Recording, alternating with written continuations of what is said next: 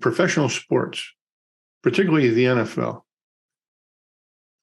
in military special operations, in aviation, how they are one of the last vestiges of a true meritocracy.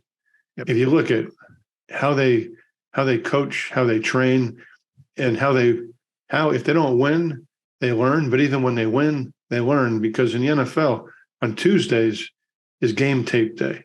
Yep. And that's when they go through the game tape. Right. And, I've never been in the NFL, but I know one person who was my college roommate, actually, Bob Wasowski, who actually was in the NFL for a couple of years. And he used to tell me, he says,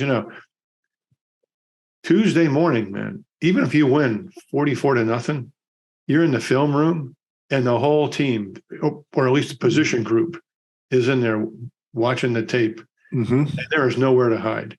Nope. So nowhere to hide, man. He says, and the last thing you want to do is disappoint your teammates.